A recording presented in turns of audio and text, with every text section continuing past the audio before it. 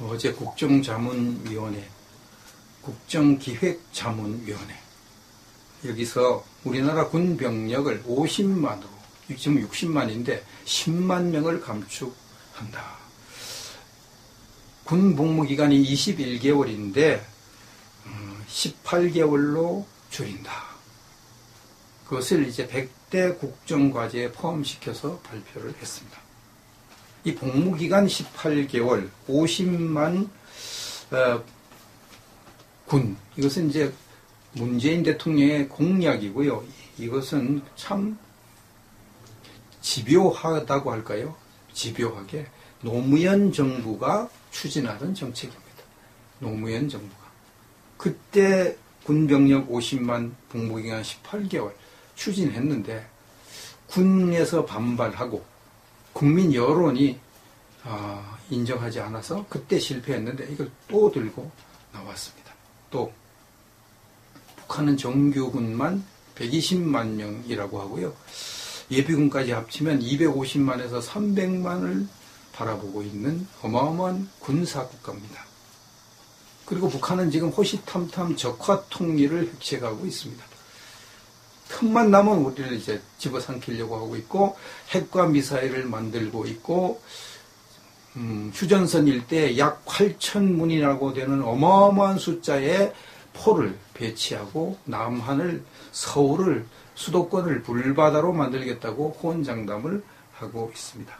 이런 판국에 한국군을 50만으로 죽인다는 것이 이게 상식적으로도 맞지 않는 일이죠. 군사 전문가가 아니라도 이게 이러면 안 되지. 당장 그렇게 생각을 하고, 또 군 복무기간 북한은 뭐 10년 동안 군 복무를 한다 이 말이에요. 10년 동안 의무 복무. 우리는 그 18개월을 한다. 아니 10년 동안 군 복무기간 한 사람은 백전노장들이 아닙니까?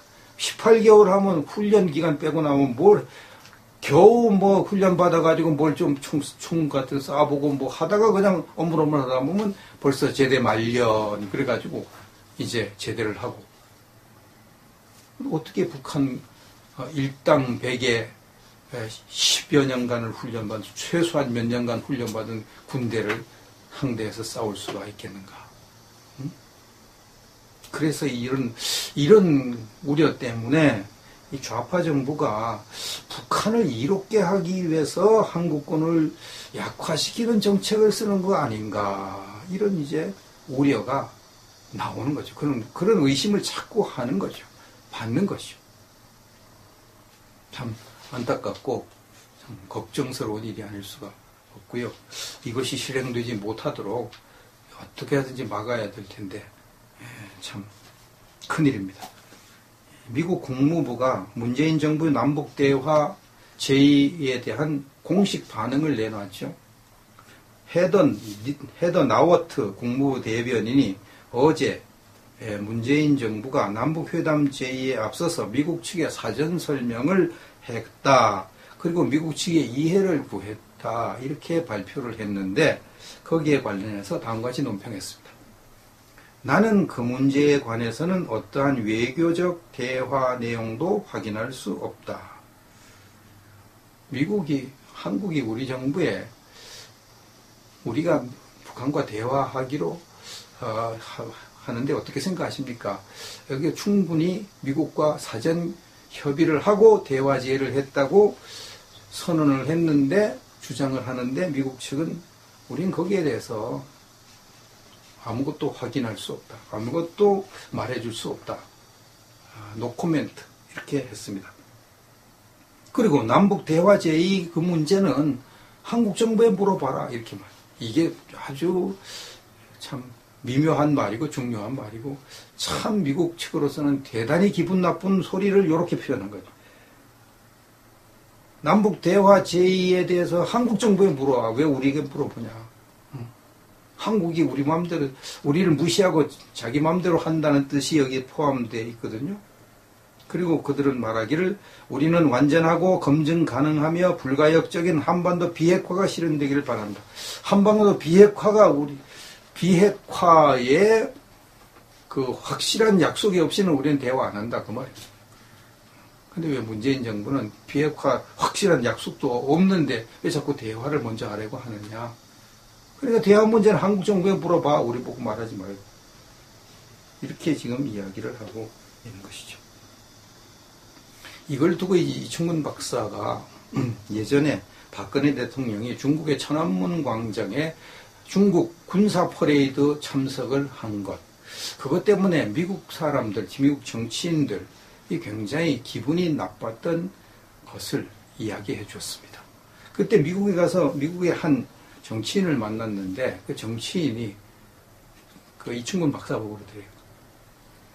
그 박근혜 대통령이 천안문 거기에 참석한 것, 중국 군사 퍼레이드에 참석한 것을 리얼리 앵그리 이렇게 표현하더래요. 리얼리.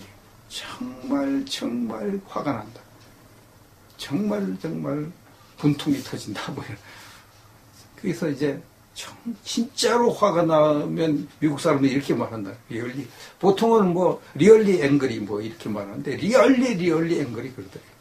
얼마나 화가 났으면. 그게 그 당시에 미국의 분위기였다고 합니다. 근데 미국 정치인들 중 아무도 공개적으로 언론에 리얼리 앵그리 그렇게 말한 사람은 없습니다. 그냥 뭐 한국과의 우리 뭐 관계는 뭐 원만하고 뭐 우리는 동맹이고 뭐 한국의 입장도 존중한다 뭐 이렇게 표현을 하잖아요. 표현을 하지만 속으로는 부글부글 끓는 거예요. 이게 이제 외교거든요. 외교. 이 이야기를 하면서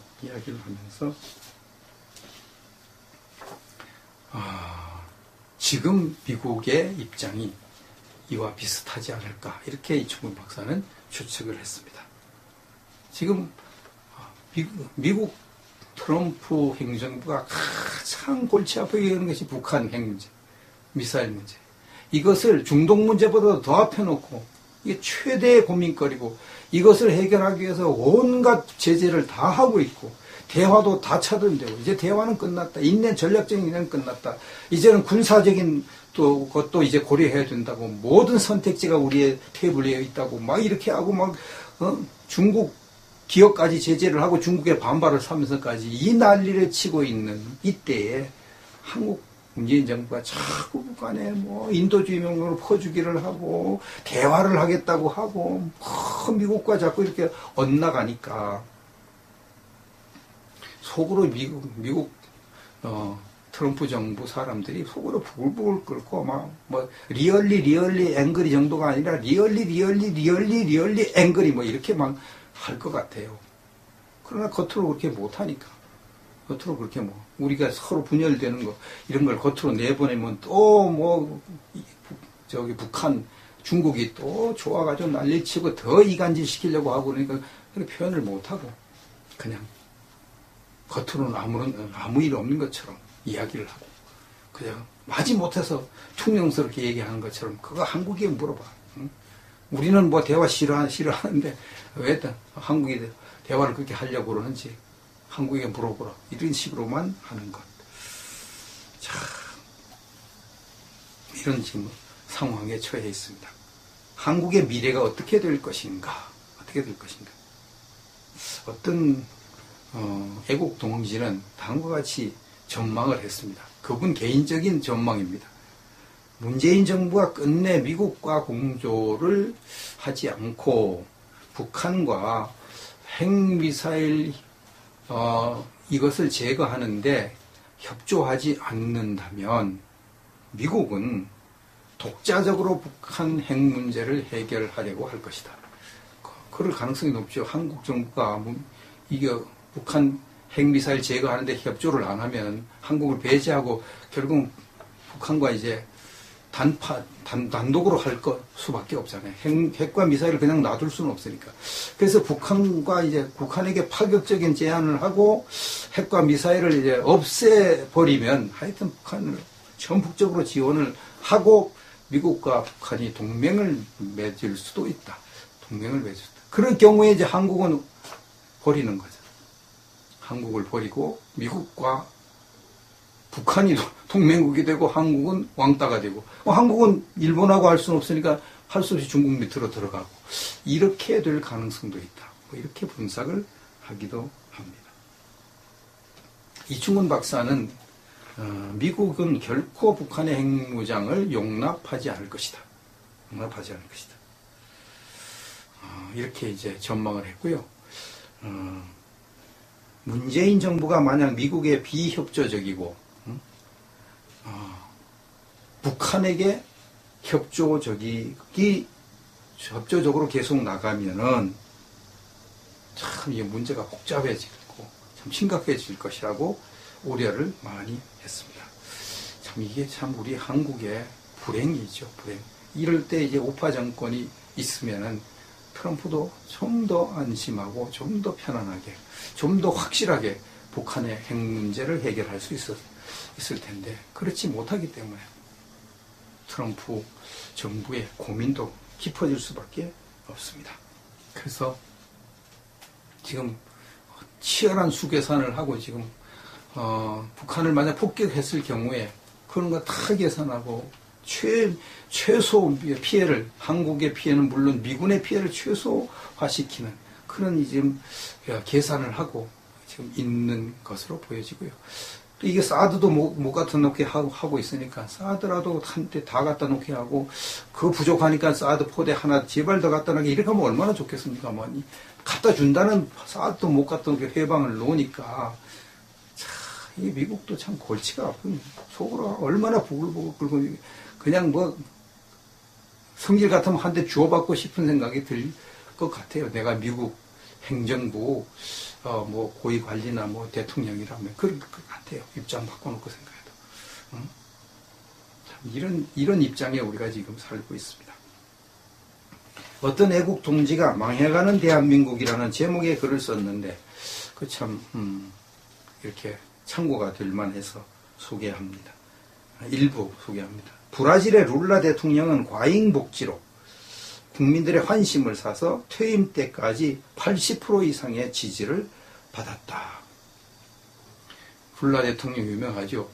포퓰리즘 정책을 써가지고 그냥 막 세금으로 막 브라질 국민들을 막 퍼줘가지고 얼마나 먹고 살기 좋은 나라인 것처럼 만들었는데 룰라가 퇴임하고 난 다음에 지금 브라질이 빚더미에 올라가가지고요. 그 빚을 갚는데 얼마나 고생하는지.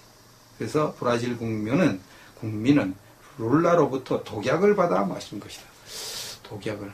그때 퍼주기 할 때 국민의 세금으로 막 미래 세대까지 부담을 주는 혈세를 막 쏟아부어가지고 복지 정책을 쓴 것을 결국은 독약을 마신 것. 이렇게 표현을 했습니다. 지금 대한민국 국민들은 문재인으로부터 독약을 받아 마시겠다고 목을 들이고 있다. 독약을. 문재인 대통령이 지금 하는 정책이 전부 포퓰리즘 정책이잖아요. 공무원 수를 대폭으로 늘리겠다. 뭐 노동자에게 시급 최저임금 일반으로 올리겠다. 뭐 이런 거 전부 다 세금 퍼다주는 그런 정책을 쓰고 있는 거죠. 근데 그거 받아 먹겠다고 지금 목을 누리고 있는 국민이 너무나 많습니다. 이게 바로 독약을 받아 먹겠다고. 당장 독약이 달콤하니까. 룰라에게 그 세금 퍼주기 정책을 좋아하던 그 브라질 국민 같은 그런 일들을 지금 한국 국민들이 하고 있다고 지적을 했습니다. 이분은 이제 과거에 세일즈업에 30년 넘게 종사를 했는데요. 그때 서울시청을 자주 드나들었다고 합니다. 근데 서울시청 공무원들 보면 오후 3시가 되면 구두를 닦고 넥타이를 만지고 퇴근할 준비를 했다고 합니다. 할 일이 별로 없다는 거죠. 서울시청 공무원들이 3시만 되면 퇴근 준비를 벌써 하고 있으니까 일이 그만큼 없다는 거잖아요. 그래도 세월이 지나면 호봉이 올라가고 그러니까 룰랄라 하면서 있는 거죠. 공무원 수가 너무 많다 이 말이거든요. 공무원 수가. 일반 기업체는 그 시간에 한참 일할 시간이다. 공무원은 사건이 터지면 목숨을 내놓고 달려가 인명을 구조하는 소방공무원 말고는 모두 감축해야 된다. 지금 이렇게 지적을 하고 있어요. 일반 공무원들 중에는요, 일이 널널하고 뭐 헐렁헐렁 해가지고 할 일이 별로 없는, 많지 않은 공무원들이 많은데 그걸 감축을 해도 감축 못하지. 공무원 정년 보장 때문에. 법 때문에 못하는 겁니다. 그런데 더 공무원을 늘린다. 늘린다. 엄청나게 그것도 늘린다. 공무원 숫자를 감축하지 않고는 이 나라의 발전이 없다. 그렇게 얘기했고요. 문재인이 공공의 일자리를 창출하여 실업 문제를 해결하겠다고 하는 것은 국민을 빚더미에 올려놓겠다는 것이다. 그런데도 우매한 국민들은 그것이라도 받아먹겠다고 목을 누리고 있다. 제비 새끼들이 엄마가 오는 거 주는 걸 받아먹, 목을 빼고 짹짹거리는 것처럼 문재인 정부가 주는 그 포퓰리즘 정책, 대중 인기 영합주의 정책, 그거 받아먹겠다고 목을 누리고 있다. 나중에 다 죽을 줄도 모르고, 나라가 빚더미에 올라나면 다 죽어라고 고생할 줄도 모르고, 저 브라질, 뭐 베네수엘라, 그리스 이런 데가 다 그 선심 정책 때문에 무너진 것을 뻔히 보면서도 우리가 우리나라에 뭐 그러겠어 이렇게 생각을 하고 있는 이 국민들, 어쩌면 좋습니까? 어쩌면 좋습니까? 우리 우파들은 이런 거 하면 안 되겠습니다. 그래서 저는 이제 8월 5일이 되면 만 65세가 돼가지고 그거 이제 노령연금을 받고 또 지하철 공짜 타고 다니는 거, 뭐 시내버스 공짜 타는 거 받을 수 있는 자격이 주어지는데, 노령연금까지는 안 받으면 안 되겠고요. 공짜 타고 다니는 거, 이것은 이제 안 하려고 합니다. 비록 좌파 정권이지만 나라를 위해서 조금이라도 이제 그냥 내 돈 내고 타고 다녀보자. 버틸 때까지 한번 그리 해보자. 이렇게 이제 결심을 했습니다. 어차피 뭐 5년 뒤에는 이제 또 우파 정권이 들어설 테니까 그때까지라도 우리 할 일을 잘 해서 우파 정권이 들어서서 이 나라를 또 한번 이 경제 도약을 일으키도록 우리가 소망을 가지고 나가는 것이 가장 좋지 않겠는가 그런 생각을 해봅니다.